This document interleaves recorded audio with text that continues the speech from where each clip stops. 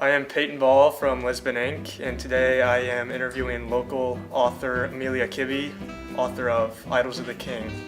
So Amelia, tell us a little bit about yourself.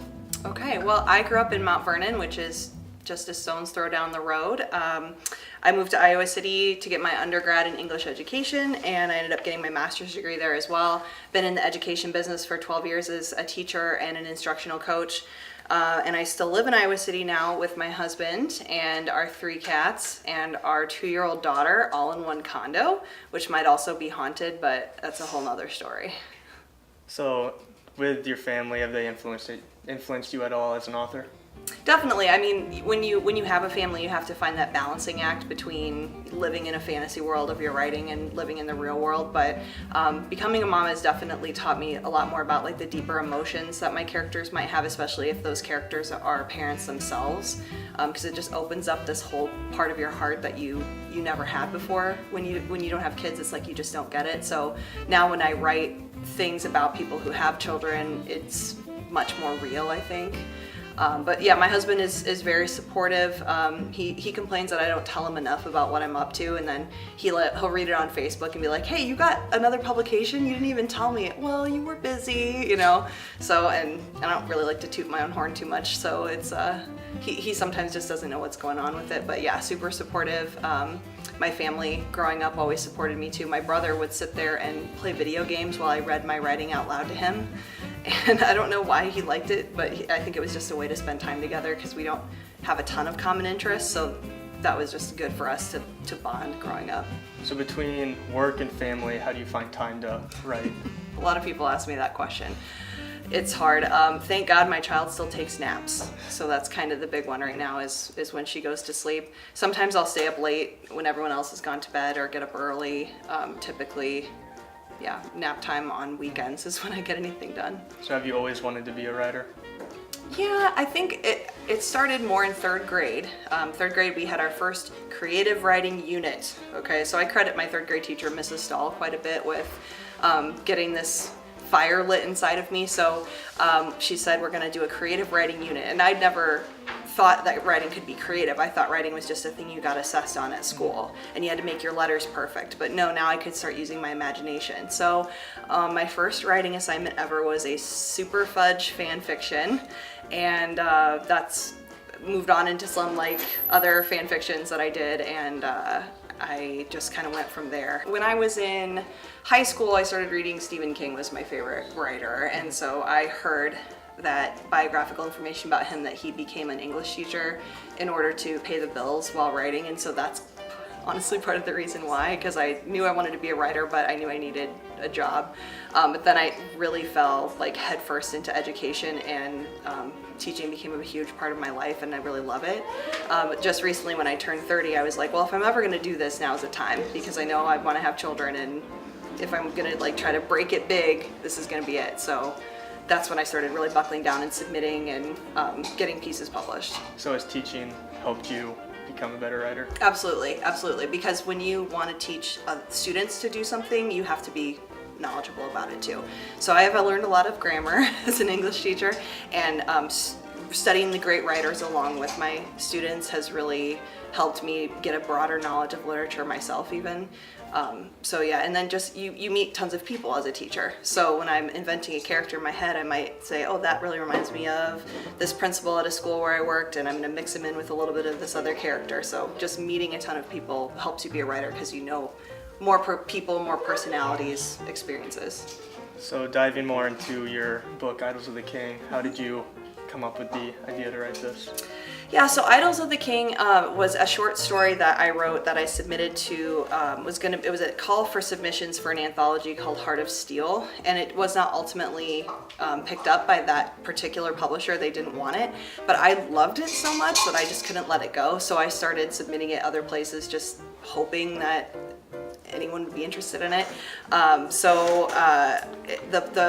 The original anthology was supposed to be, it had to be an LGBT love story, and it had to have something to do with a knight. And I didn't really want to go with the whole, what do you call it, like the fantasy, you know, like Lord of the Rings with knights and all that stuff. I wanted to bring it forward more into modern times or real time. So I decided to do a historical fiction, and so I set up this idea of these 12-year-old kids who had been shipped out of London to avoid the bombings, and two of them are bullied pretty mercilessly, but then they find love in each other, and the heart of a knight is one of courage and bravery and doing the right thing, and chivalry and strength. And I think anybody can have a heart of steel or a heart of a knight. It just depends on what your values are and what you're willing to sacrifice for the people that you love. So was there a lot of research that had to be done to write this? Yeah, I know a little bit about World War II and 1940s, but I did have a lot of research I needed to do. Most of what I actually looked up was British slang, because I've been to England before, but was not for a long period of time whatsoever. So, and I needed not just British slang, but 1940s British slang, because there's obviously, we talk differently much now than we used to back in the 1940s. So that required just historical research, a lot of which honestly I did online, but I did do some reading as well. And then one of the things I did too, I brought this is what I call my commonplace book, and this is just a notebook where I keep all of my writing ideas and everything. And the visuals and understanding what the characters were seeing was really important to me with this story, so I color printed off some pictures of an estate from the time period I was looking for. And so when I was imagining Willowwind House, which is the location in the story, I was thinking about this place that I found online, and I have like a little cutaway of what the inside looks like and what some of the bedrooms look like. So when I was writing it, I could imagine it a little more clearly, since I've never been to a place like that. Typically when I write about a place where I've been, unless it's a fantasy or a science fiction type of a thing, just because it's really easy to transpose real scenarios that you've been in into your writing. Like anytime that I write about a school, I'm imagining the old middle school in Mount Vernon, which has been turned into the shops now. But to me, any school in my mind is always that school for some reason. So you also talked about earlier how you really had an emotional connection between your characters. Can you tell us a little bit about that? Definitely. So my characters, I feel very strongly for them, particularly James and Arthur, just because they are living in a world that even now in modern society isn't always accepting. So knowing that I've taught students that age before, I know somewhat of what their struggles are, and then on top of that you add in the fact that these boys are growing up in a time when being gay is illegal, and they're told that is, you should never ever be that, and they have no role models or anybody in culture who can show them that you can be who you are and it's okay. So that was very personal for me, just seeing the struggles of young people through my teaching, but then also I was 12 once and I know what it's like to be picked on. But the character that I cared about the most, I would say, is probably Lady Barlow, just because she was based off of my husband's great aunt, Frances, and so and she passed away recently. And so when, I don't want to give too much away, but when a character dies in this story, I've never physically cried when I've killed a character, because that's what I mean, you're the boss of the story as the writer, and yeah, I chose to kill off that character, and I actually physically cried, and then I cried later talking about it in a writing group.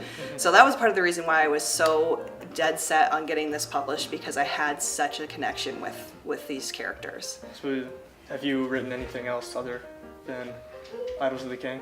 Yeah, right now Idols of the King is being turned into a novel that picks up with these characters 10 years later, and I'm planning on including the short story within the novel, but we'll kind of see where that goes. I have a fantasy novel that's on a website called bigworldnetwork.com. I'm included in a science fiction anthology called Humans Wanted, and then I can't even remember, about 9 of my short stories have been published in literary magazines and such. So a lot of those are available online, or you can order them, but I have links to all that on my website. It was really fun. I mean, part of the whole reason that you write is for an audience, and when I was younger, my audience was like my friends and family. And so now it's expanding to where, people I don't even know are reading my work, and I'm able to interact with them, and it's a really positive experience. So where can people find your book? Okay, so first of all, I have to put a plug in for M&M Books in Cedar Rapids. So M&M, kind of like the candy, but it's M and M, or it can be ampersand M. They do it both ways, but anyway, they're a bookstore, independent bookstore. The new owners just bought it. It used to be like a romance novel bookstore, but now they're trying to incorporate all of their genres. And the owners are extremely supportive of local authors, so they are planning to have a whole section just for me. Isn't that awesome? And a lot of other local authors are going to have like a local section, and that's where I would like you to buy this anthology, because we want to support local businesses, and especially ones that are supporting local writers. So, but if you have to order it, it will be on Amazon, and you can find that just by searching my name on Amazon, and you'll come up with my author page. And then also my website is ameliakibbie.com, all one word, and there's a link there where you can read a lot of the stories that we've been talking about today. Some of them are for free online as well, so you can get a pretty good dose of Amelia's writing on the website. So yeah. Thank you for your time. We look forward to reading your anthology, which will also be available at the Lisbon Library. Thank you very much for having me.